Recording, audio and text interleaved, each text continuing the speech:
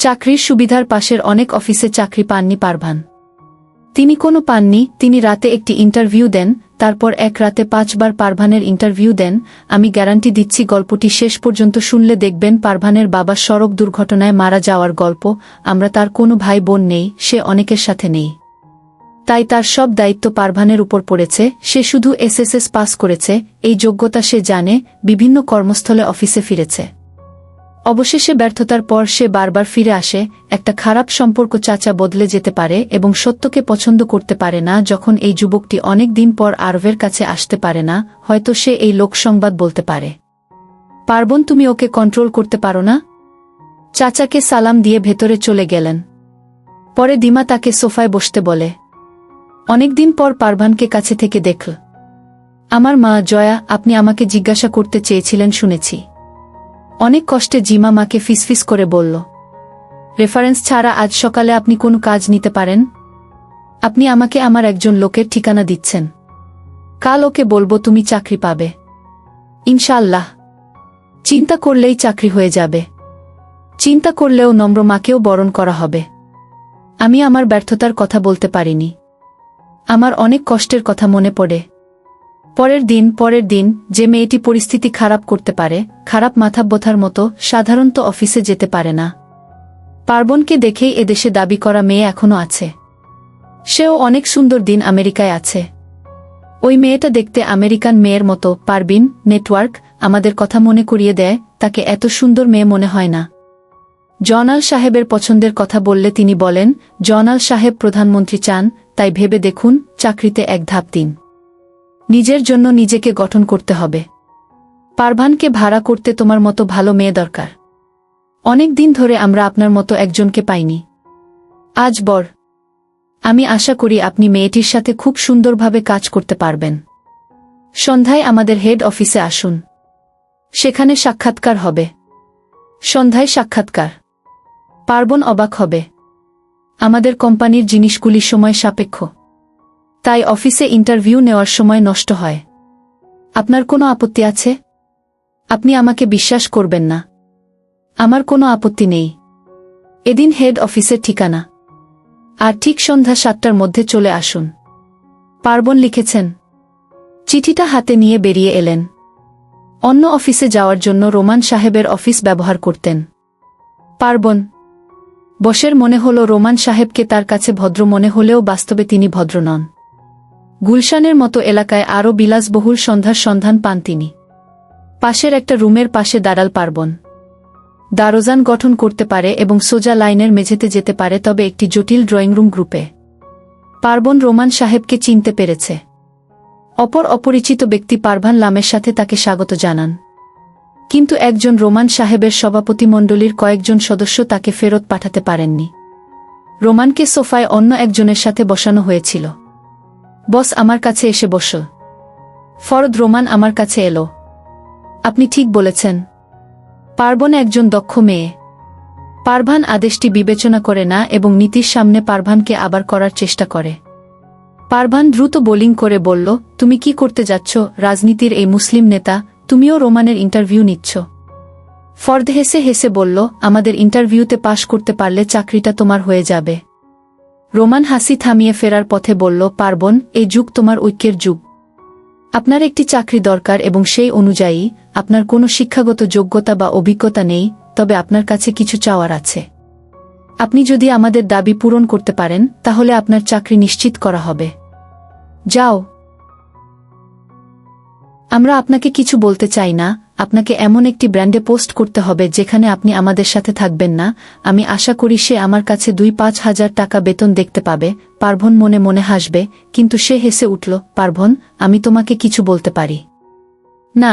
আপনি যদি আমার উপদেষ্টার কথামতো কাজ দেন, তাহলে আমাকে অনেকক্ষণ অফিসে বসে থাকতে হবে। এটা কি চাচার বাড়ির চাকরি? আপনার কাজ হবে।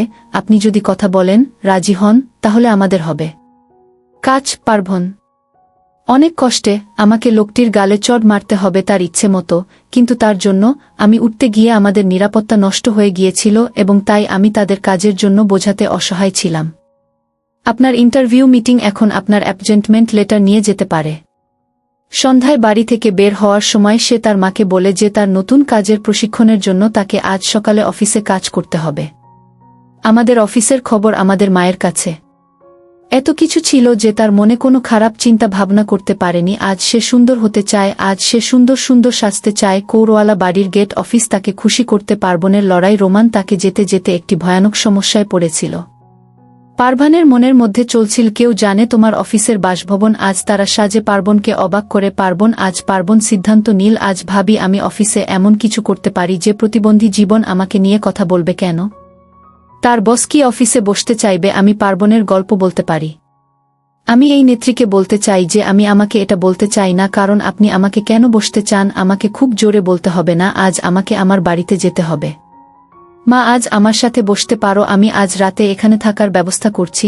আমি তোমার ব্যবস্থা নিতে চাই না, আমার পরিবারের অবস্থা। তাহলে ঠিক আছে, আম্মুর সাথে বসো, আমি আজ তোমাকে সুযোগ দিতে পারি। তোকে কাল রাতে আসতে হবে, তাহলে তোর কাজ মিস হবে। তখন আমি বললাম ঠিক আছে, আমি কাল রাতে আসব। যখন বাসায় গেলাম তখন মাকে দেখলাম খুব জোরে আমার ডাক্তার পরীক্ষা হবে, মাকে চাপ দিতে হবে। আমাকে অনেক টাকা খরচ করতে হবে এবং যদি আমি 2-4 ঘন্টার মধ্যে সেই টাকা দিতে না পারি তাহলে আমার হোটেল বা আমার মা কেউই বাঁচবে না। আমি এত টাকা দেখতে পাব। আমি ভাবছি এটা কি আমার পক্ষে সম্ভব নয়, আমার আত্মীয়রা বলতে পারবে না। আমি এখন কি করব? আমি কার কথা ভাবতে পারি? এত টাকা দিয়ে আমি 1-2টি অফিসে ঘুরতে পারি ভেবেছিলাম, কারণ তারা আমার চিন্তা আছে। কিন্তু আমি আমার মনের কথা বলতে চাই। তবে আমি কি এখনই আমাকে ফোন করতে পারি? আমি বসের কথা অন্যভাবে দেখতে দেখতে কিছু বললাম, আমি আপনাকে নির্দেশ দিয়েছি যে আমি আমাকে প্রবেশ করতে চাই। আপনি 2-4 ঘন্টার মধ্যে আমার কাছে আসতে পারবেন না? আমার আত্মীয়দের কথা বলতে বলতে আমি তোমায় বলি, আজ খুব জোরে জোরে বসি মায়ের সামনে বসে আমার সাথে কথা বলছে, আমার সাথে কথা বলছে, আমার বসের সাথে কথা বলছে। আমার এত টাকা, আমি কিভাবে এটা দিতে পারি? আমি আমার মাকে বাঁচাবো। তোমার কথা রাখো। তুমি যদি 2-4 ঘন্টার মধ্যে টাকা না দিতে পারো তাহলে তুমি আমার মাকে দিতে পারো, আর তাই তুমি বসতে পারো। ঠিক আছে, আমি টাকা দিয়ে দেব এবং আমার সব চিকিৎসা করব। তোমার জন্য আমি টাকা দিয়ে দেব, কিন্তু তোমাকে ব্যবহার করতে বসতে হবে। আমি যা চাই, বিশ্বাস করো, আমি তোমার কথা রাখব, কিন্তু আমার মাকে দ্রুত 4 লাখ টাকা জমা দিতে হবে। আপনি চিন্তা করতে চান না, বস আমাকে আমার সাথে নিয়ে আসবে এবং আপনাকে ডিসির কাছে 4 লাখ টাকা জমা দিতে হবে। চিকিৎসার জন্য টাকা জমা দেওয়ার সাথে হাসপাতালের অপারেশন শুরু করার জন্য আপনাকে কোনো ভাষা জানতে হবে না। যদি আমার কাছে থাকে আমি আপনার সাথে কথা বলবো।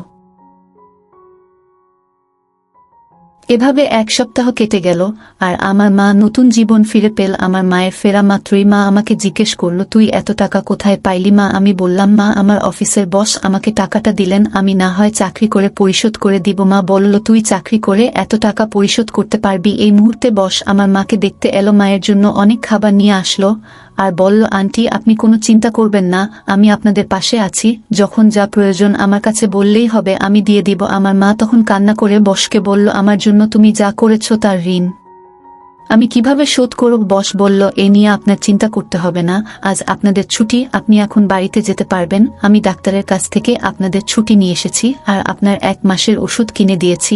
আমি মনে মনে চিন্তা করতে লাগলাম, আমার অবস্থা কি হবে? বসছে কিসের লোভে পড়ে এত সেবা যত্ন করছে মাকে, তা আমি ভালো করেই জানি, আমার তো খবর হয়ে যাবে। বস আমায় বলল, কি চিন্তা করছো? এখন আর কোনো ভয় নেই, তোমার মা সুস্থ হয়ে গেছে, কাল তুমি আমাদের অফিসে এসে ইন্টারভিউ দেবে। আমি বসকে বললাম, আমার আর ইন্টারভিউ লাগবে না, আর বাহানা করার কোনো দরকার নেই, আপনি যা আশা করছেন তা আপনি পেয়ে যাবেন, আর আমি চাকরিটা পেলে ধীরে ধীরে আপনার টাকাটা পরিশোধ করে দিব। আমি জানি এত বড় উপকার কেউ আমায় করবে না, কিন্তু তো আপনি আমায় করলেন। আমি টাকা পরিশোধ করলেও আপনার ঋণ আমি কোনোদিন দিতে পারবো না। বস বলল, ঠিক আছে, আজ রাতে অফিসে চলে এসো।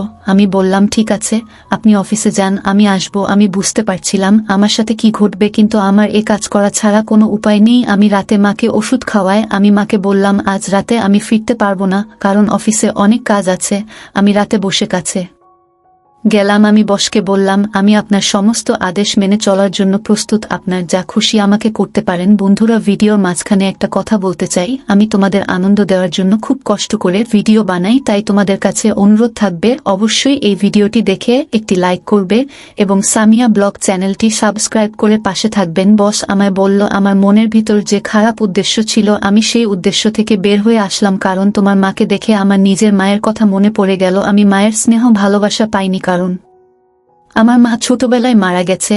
আমি তোমার মাকে বাঁচাতে পেরে আমি নিজেকে ধন্য মনে হলো। আমি তোমার উপর যত শর্ত দিয়েছিলাম তা আমি তুলে নিলাম। আমার কথায় যদি তুমি কষ্ট পেয়ে থাকো তাহলে আমায় ক্ষমা করে দিও প্লিজ। বসের মুখের এমন কথা শুনে আমার চোখে পানি চলে এলো। আমি বসকে বললাম, দেখুন আপনার জন্যই আমার মা আজ আছে, আর আমায় খারাপ ভাববেন না। আমি যা করছিলাম শুধু মায়ের জন্যই করছিলাম। বস তখন বলল, আমি তোমাকে একটা কথা বলতে চাই। আমি বললাম, বলুন। তখন বস বলল, আমি তোমার দায়িত্ব নিতে চাই, মানে আমি তোমাকে বিয়ে করতে চাই যদি তোমার কোনো আপত্তি না থাকে। আমি বসকে বললাম, আপনি কোটি কোটি টাকার মালিক, আপনি আমায় বিয়ে করলে আপনার সম্মানহানি হবে। বস তখন বলল, দেখো আমার মা নেই তাই আমি তোমার মায়ের সেবা করে